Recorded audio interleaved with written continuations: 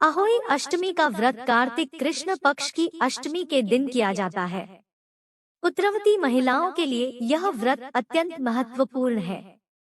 माताएं अहोई अष्टमी के व्रत में दिन भर उपवास रखती है और सायंकाल तारे दिखाई देने के समय अहोई माता का पूजन किया जाता है। तारों को करवा से अर्घ्य भी दिया जाता है। यह अहोई गेरू आदि के द्वारा दीवार पर बनाई जाती है अथवा किसी मोटे वस्त्र पर अहोई काढ़कर पूजा के समय उसे दीवार पर टांग दिया जाता है।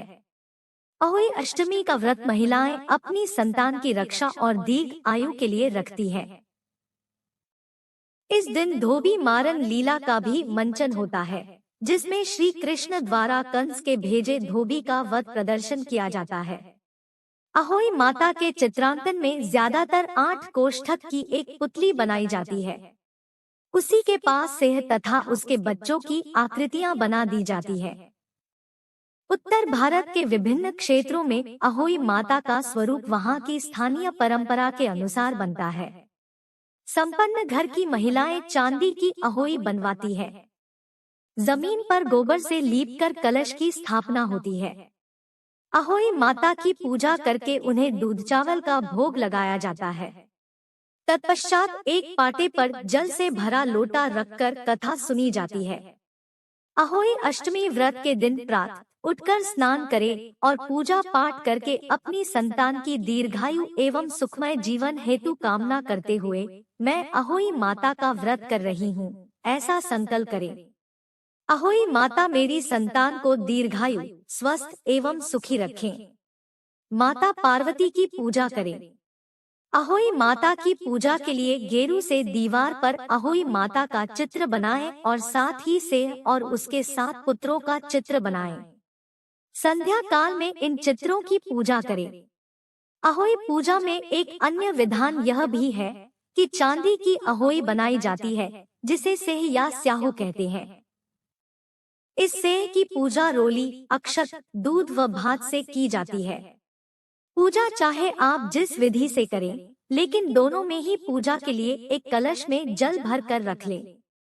पूजा के बाद अहोई माता की कथा सुने और सुनाएं।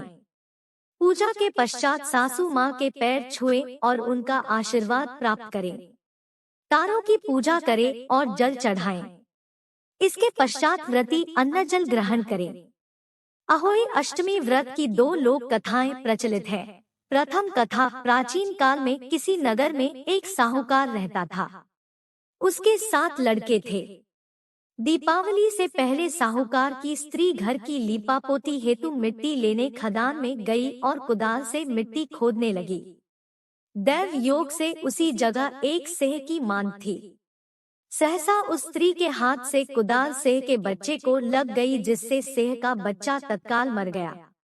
अपने हाथ से हुई हत्या को लेकर साहूकार की पत्नी को बहुत दुख हुआ, परंतु अब क्या हो सकता था।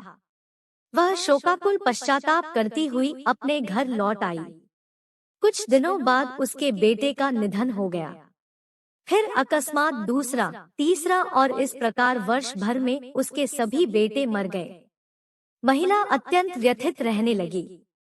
एक दिन उसने अपने आस पड़ोस की महिलाओं को विलाप करते हुए बताया कि उसने जानबूझकर कभी कोई पाप नहीं किया। हाँ, एक बार खदान में मिट्टी खोदते हुए अनजाने में उससे एक सेह के बच्चे की हत्या अवश्य हुई है और तत्पश्चात मेरे 7 बेटों की मृत्यु हो गई।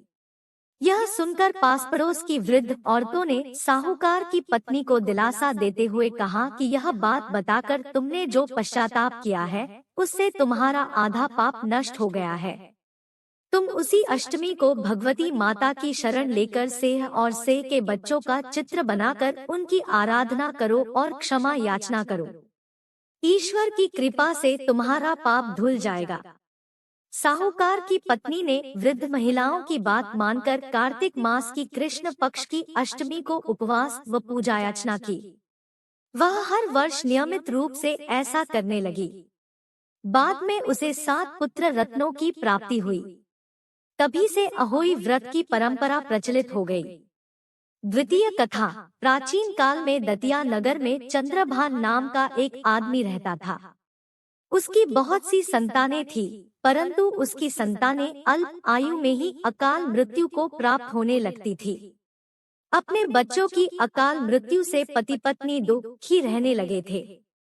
कालांतर तक कोई संतान न होने के कारण वह पति पत्नी अपनी धन दौलत का त्याग करके वन की ओर चले जाते हैं और बद्रिकाश्रम के समीप बने जल के कुंड के पास पहुंचते हैं तथा वहीं अपने प्राणों का त्याग करने के लिए अन्न जल का त्याग करके उपवास पर बैठ जाते हैं। इस तरह 6 दिन बीत जाते हैं।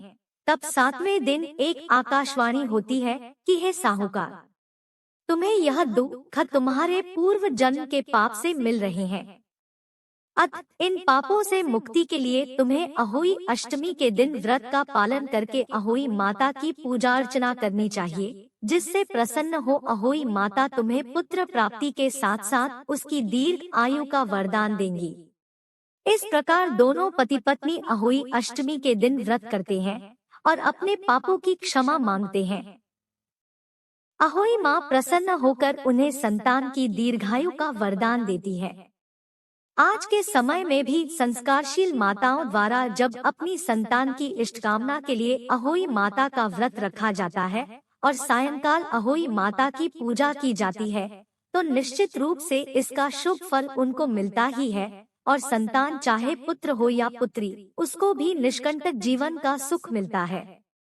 तो यह थी होई अष्टमी से जुड़ी हुई जानकारी। ऐसे ही और धार्मिक वीडियो देखने के लिए हमारे चैनल को सब्सक्राइब करें और बेल आइकन को जरूर दबाएं, ताकि आने वाले वीडियो के नोटिफिकेशन आपको समय पर मिल जाए। अंत में एक बार फिर से आपका बहुत बहुत धन्यवाद।